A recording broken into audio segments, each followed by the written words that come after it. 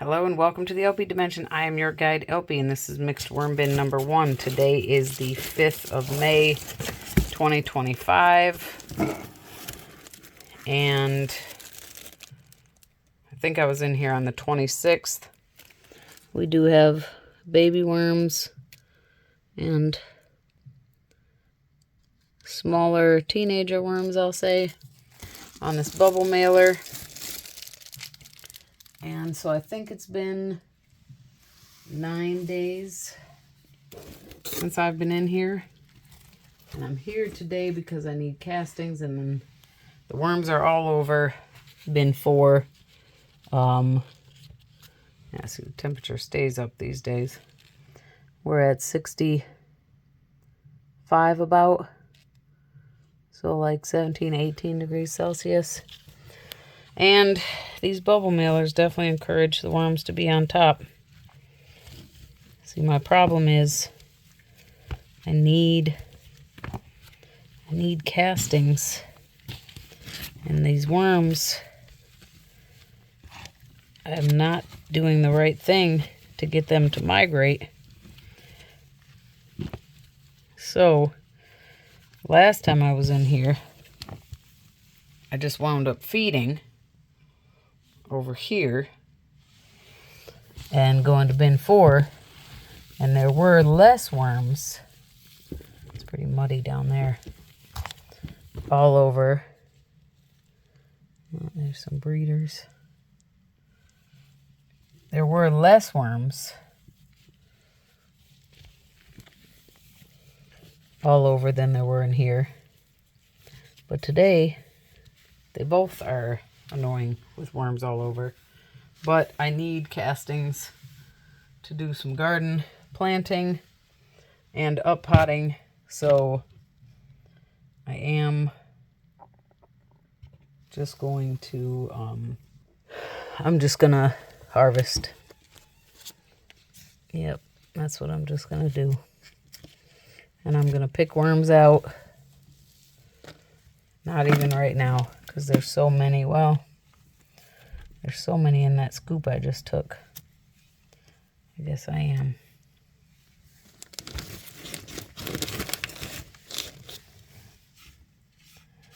I'll just get the bulk of them. I know that bubble mailer on top doesn't help. That's not a very healthy looking worm. He looks like flat. Huh. That's odd. He's alive.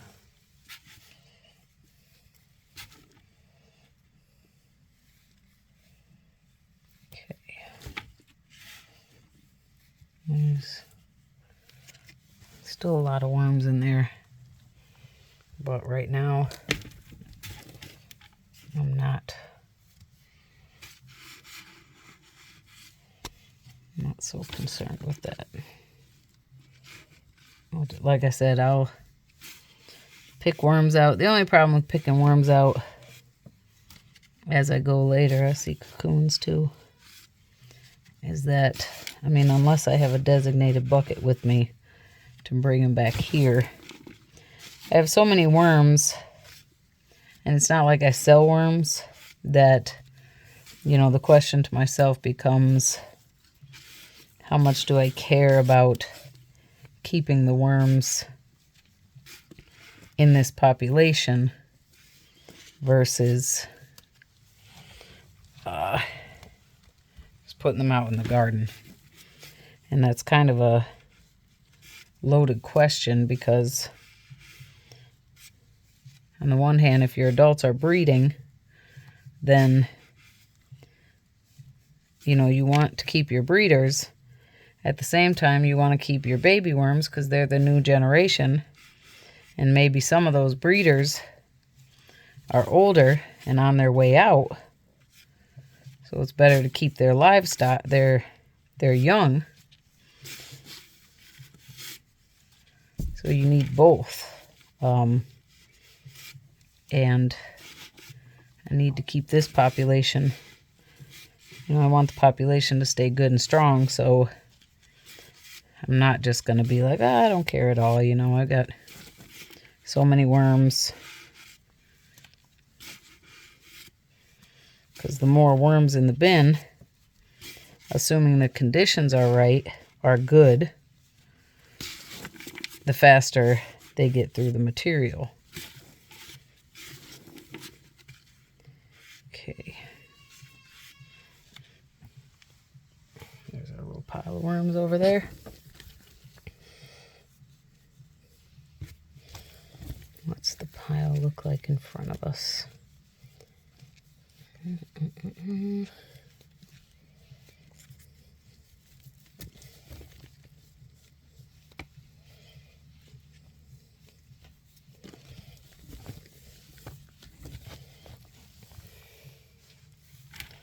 What a mess my harvests have been lately.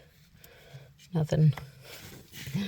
This would not be very encouraging if you're watching this and you're a new worm farmer or wannabe.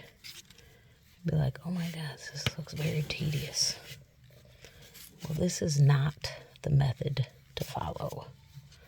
I have great success with my worms, my bins, but I would not recommend it to everyone. Okay. I would not recommend my method.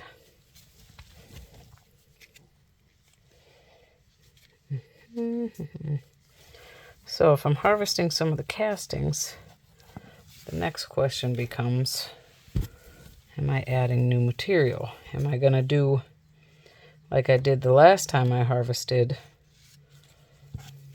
back in 2024,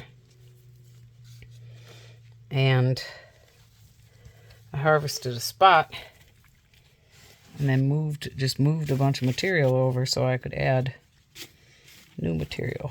I'm tempted to do the same. Okay.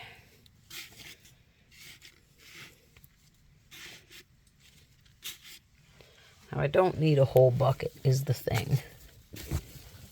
That's definitely something I need to keep reminding myself. I think I'm actually pretty good with what I got right now. This is a 2-gallon bucket.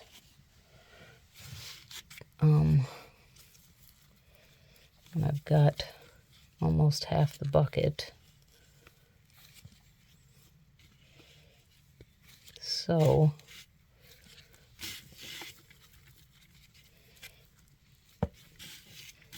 and I'm not going to use this right away. I just figured before I go outside and start doing work, I do this part with the worms. When I get down here, it turns into this. So, though the benefit of me not planning on going out there and using them right away is that the worms will go down to down in the castings because they're going to be outside in the light. All right, so, and yeah, I think I'll just get a container and plan on bringing. There'll be so many worms in here that, you know, other times when last time I harvested out of bin 4, I collected a lot of cocoons. Check out those shorts. I collected 200 cocoons in one container and 523 in another. And that was after a whole bunch of cocoons just went out in the garden. And a lot of the worms that were in the castings, I just put them in the garden beds. So, okay, now we've got 3/4 of the bucket full. But there's so many worms in here that I don't think I'm going to do that with this bucket.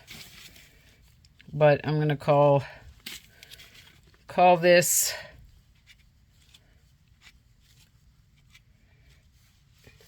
This is my castings.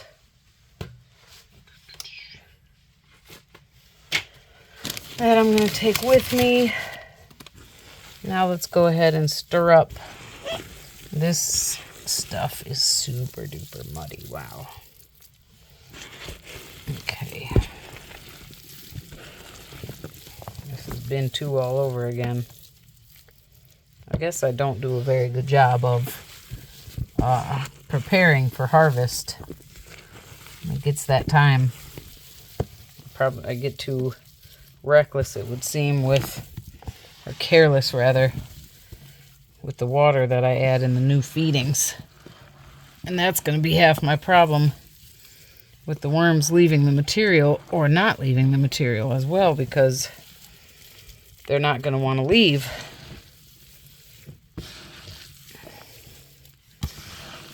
As bad if this stuff is all really moist, you know.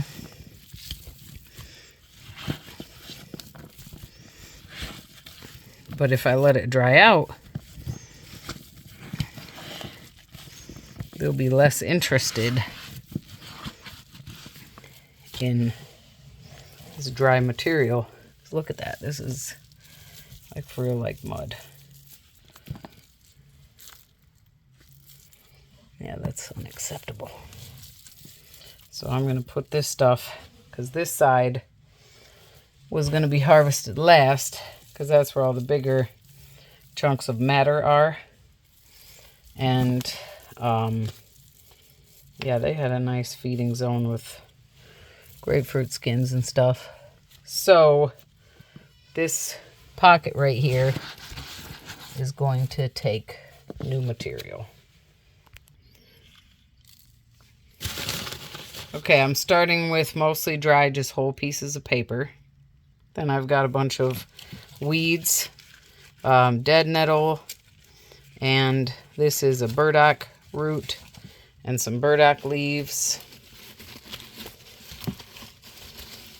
And I've got some more stems and leaves.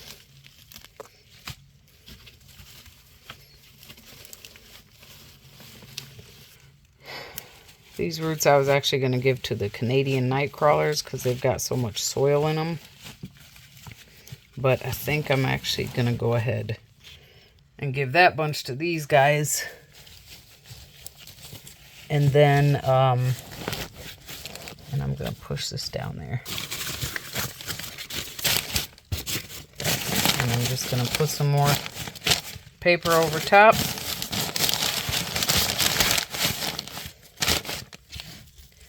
And I'm actually going to do like I did in bin 4. I think I'm going to put some of this muddy stuff right on top of this paper. And let it dry out. Hope the worms want to leave it sooner than later. And we'll just remember that this pocket is where the worms are, or where the new feeding was. I wasn't going to check over here, but let's go ahead and do it and just see. Rotting garlic.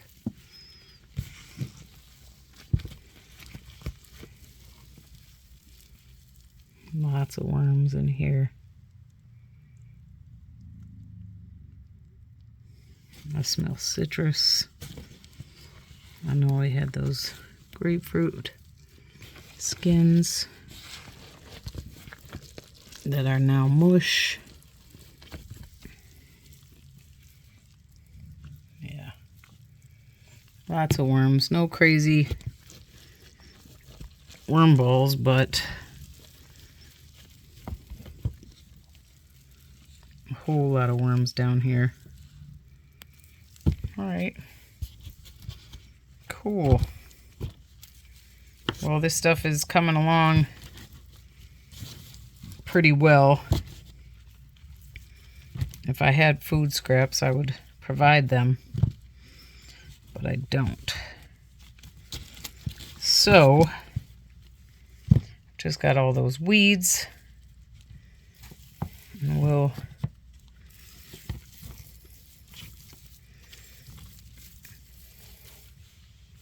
have to take it from there and see how the worms migrate. Was it this bin I was talking about?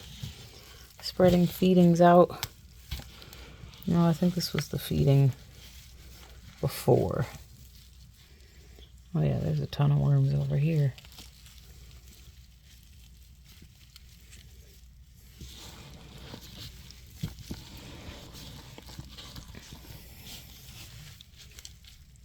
Oh yeah.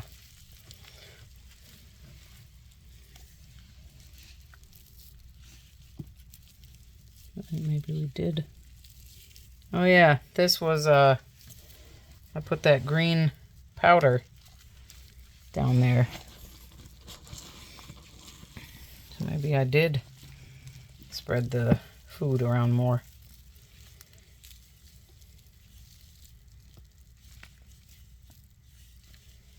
It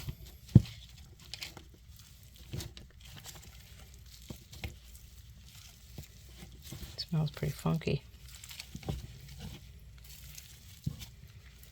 Okay. So maybe really these worms need more food. There's so many worms in this bin.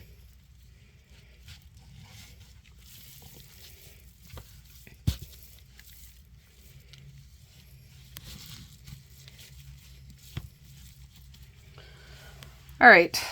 Well, we got enough castings for now. I kind of messed myself up in this situation by not being a little bit more disciplined in terms of letting it dry out. And you know, the worms have been so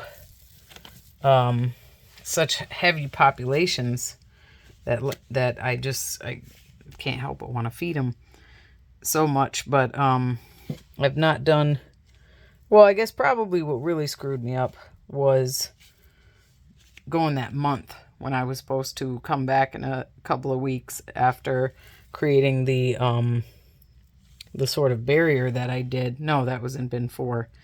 But then I waited so long that the worms went back to being all spread out. So we'll see if I've got to do much the same thing next time. You know, hopefully all this stuff on top will have dried out. There's not as many cocoons in this bin as there was in bin 4. But hopefully this will have dried out. So in terms of the bubble mailer, because it has worms on it, I'll probably just do like I did in bin 4 and just cover it. But yeah, so there's a little bit of an air pocket there. All right, well, we got our castings for now. And maybe, I mean, like I said before, I was very heavy-handed with my use of the castings from bin 2. And so I went through those pretty quick. I'm sort of feeling like maybe I should have eased off a little bit. At the same time, I don't, because I believe that my beds and the plants needed the extra amendments. So really my problem wasn't there. My problem was in my scheduling and how I came down here and got to the worms, or didn't, before they moved back out into the material. But we'll get it figured out one way or the other. You see there's not very many worms on this upper surface, and they'll keep moving out of the way and moving down. And then I'll Maybe I won't return them to this bin because there's already so many worms here. Maybe I will actually go ahead and just release them into the garden. But looking at it now, I'm like, it's not so bad. Yeah. Or maybe I'll go ahead and put them. What I really need to do is I need to start. I'm seeing a lot of cocoons now. I need to start a new outdoor compost bin. Need to tend to those bins badly. And then, not that there aren't outside worms, but I always do sort of kickstart it and inoculate it with worm castings. And yeah, okay. I had super tiny baby wisp. Yes, like baby wisp. Not just a wisp, but baby wisp. All right, thank you so much for your time and your interest. Stay tuned for more. We'll have to check on bin 2 with that giant chunk of pumpkin, 3/4 of a pumpkin. It was like the bed was sticking up before, or the material, and now it's way flat. Maybe we will check in on it briefly. Thank you so much for your time and your interest. Be safe, be well. Bye for now.